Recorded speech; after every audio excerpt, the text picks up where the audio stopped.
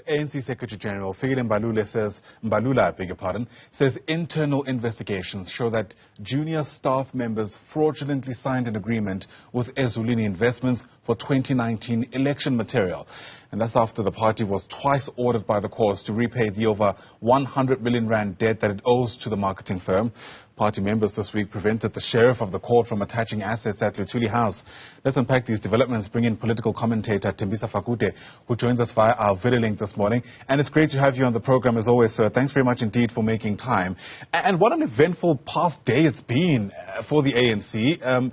Just moments after Fikile Mbalula had that media briefing, we heard of the resignation of a very respected figure in the political party of Mavuso Msimang. And I suppose the obvious question for many people who are making sense of the way forward is, what kind of impact this is going to have on a party that's already struggling with its image ahead of next year's elections? Yeah, it's going to have some very serious impact, and I don't think this is over. You're likely to hear more of these issues propping up, especially leading towards elections, because there seems to be a lot of wrong that is currently going on. ANC and its own members are actually hitting their own goals in terms of not showing seriousness when it comes to campaigning for the next elections. I mean, what happened and the reports that the members of the ANC at the Luthuli House prevented the sheriff from attaching certain assets from the Luthuli House, that in itself was very embarrassing. The bombshell that we got from Mavuso Msimang yesterday, again, is not going to be something very welcomed within certain quarters. And the South Africans are watching. We hear a lot of shenanigans as well within the Gauteng province, with a lot of other problems and accusations of destruction and collapsing of economic agencies and other platforms which are key in terms of promoting investment in this province. So I think the days ahead are going to be very, very difficult and hard for the ANC if it's not really going to be taking and making sure that it gets its house in order. Yeah, those predictions have been made before. I can somewhat hear the ardent supporters of the governing party saying that, you know, the ANC's end has been predicted before and elections have come and gone, and that certainly hasn't happened, even though we have seen a steady decline in electoral support. One wonders which of these straws, so to speak, will be the one that ultimately breaks the camel's back, given, as you and I have already mentioned, the myriad of very embarrassing incidents, to say the very least, against the governing party. Well, I think you need a strong leadership to emerge. You need the head of the political campaigns and election campaigns to be tough and strong at this point, to send a very strong message to all the leaders of the ANC that they should, at least at this point, concentrate on ensuring that, one, they win the elections and they avoid scoring their own goals. I mean, the bombshell that was given by Mavuso Msimang yesterday was quite damning. And as I've said, you are likely to hear more coming from the ANC with their own goals, from senior leadership of the ANC, insisting on making decisions that are going to be embarrassing to the ANC and also impacting the chances of the ANC winning. So one hopes, of course, that, you know, people such as Fikile Mbalula, President Cyril Ramaphosa, and importantly, the Premier of Gauteng, Banyazali Sufi, who has been one of those people trying very hard to ensure that there is a positive spin within the ANC and particularly Gauteng, which is the province that's going to be hotly contested. They take a firmer stand. But until that happens, you are likely to have a lot of own goals coming in, and that is certainly going to continue impacting on the electability of the ANC in 2024. Absolutely. You know, often we speak about the benefits, the advantages of incumbency and ways through which it allows you to have a step ahead, so to speak, during an election. But the flip side of the coin is that you also have a whole lot more attention as the incumbent government when it comes to an election. In fact, people see each election as a referendum of your performance in the previous cycle.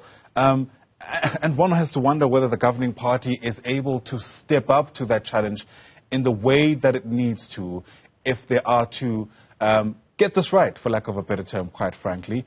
Because the way people look at the ANC isn't the way they look at the DA or the EFF, and perhaps rightly so.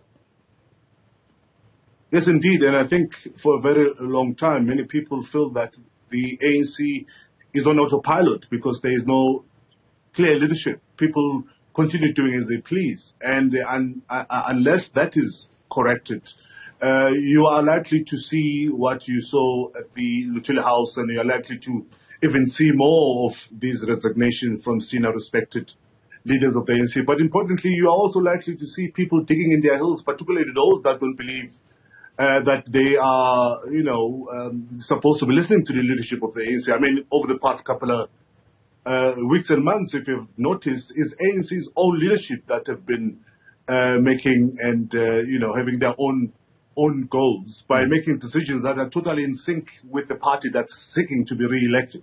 Absolutely. Particularly in provinces such as the province of Gauteng, in KZN.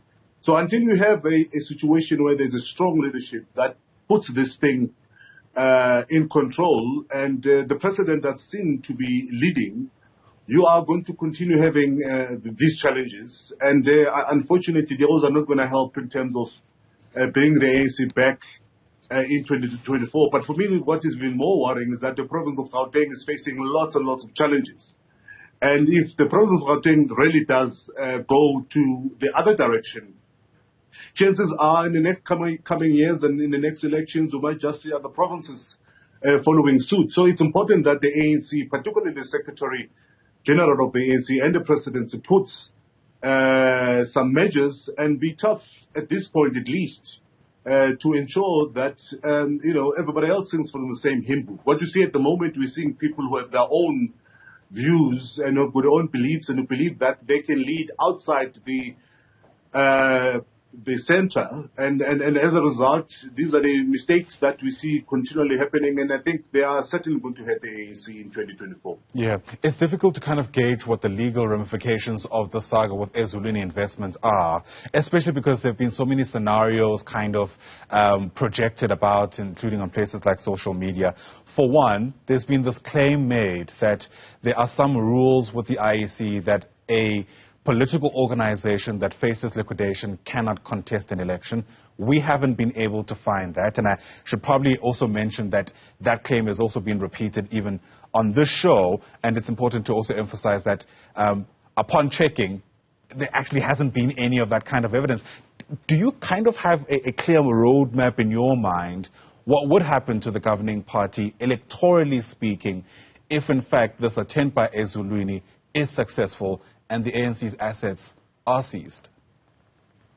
Well, I think even if that's going to be true, it mustn't allow to happen because it certainly dents the legitimacy of elections. Imagine if the ANC is disqualified from elections, that's not an election. So we must all pray and hope that's not the truth. And hopefully the ANC will rectify this position and we're all going to have free, fair and peaceful elections, because I do believe, whatever the truth to these ideas and opinions, they should not go ahead, because the ANC, we still do need the ANC to participate in this election as the majority party and the strongest party in this country. It will certainly legitimize the elections, and if the ANC is disqualified for whatever reason, including possibility of being insolvent, that will certainly dent the legitimacy of the ANC. But as I've said, the ANC has its own goals. Yesterday there were reports, for example, of some of the agencies in Gauteng that are facing problems and that are supposed to be promoting economic development. So as long as you have all of those kind of challenges and situations and leadership that's separate from the center, continuing to score its own goals, the ANC has to really think seriously about whether it really wants to win the elections next year in 2024. Yeah, you've mentioned the importance of good leadership several times, and the face of the leadership structure in the ANC is, of course, its president, Cyril Ramaphosa.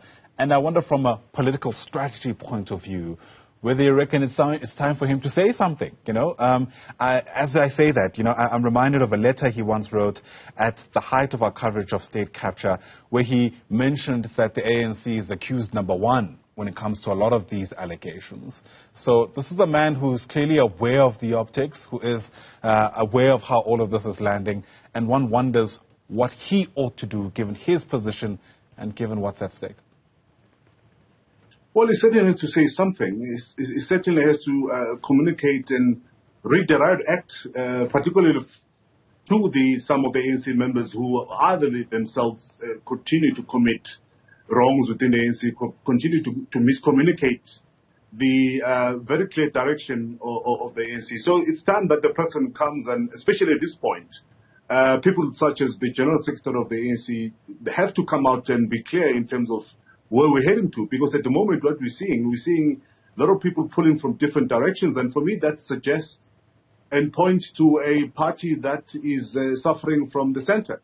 And until we see a leadership that's strong enough which will prevent certain people within the ANC from dragging the ANC into a dark space and ANC into disrepute, we are likely to continue having this happening. I mean, the fact now that suddenly we hear about the two junior ANC leaders in the KZN who somehow managed to enter into such a huge contract, notwithstanding that there's a leadership in KZN, that again communicates that it's free for all at the moment. And what we need to see a very strong leadership, especially heading towards the elections, communicating clearly the political trajectory and the choices that they've made in terms of winning these elections. But until then, until we see the president and a strong Secretary General communicating exactly what they want to see and reading their out acts, by the way, because there are a lot of rogue elements within the ANC that seeks to do as they please, notwithstanding that with the president who's clear about where the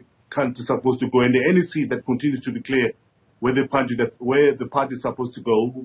Case in point in KZN, you remember the World Cup, the Rugby World Cup saga, and how the provincial government came in support of their president and not necessarily trying to balance the act between the premier and their provincial chairperson. It created a unnecessary spat, and one would have expected at that time, since it was a national talking point, you would have expected at least the Secretary General of the ANC or the President coming up and giving us a story, but we allowed those provincial miscommunications continue. Gauteng is exactly the same. Sometimes we have people who will go deliberately against what the Premier of Gauteng does or say, and as long as that continues, this portrays a party that's not in control. This portrays a party that's not very serious about winning the forthcoming elections in 2024. Absolutely. Many people coming out to say there are many signs of the center simply not holding.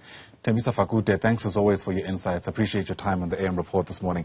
Thembisa Fakude, political commentator, as we make sense of the latest developments in the governing party as we build up to the elections next year.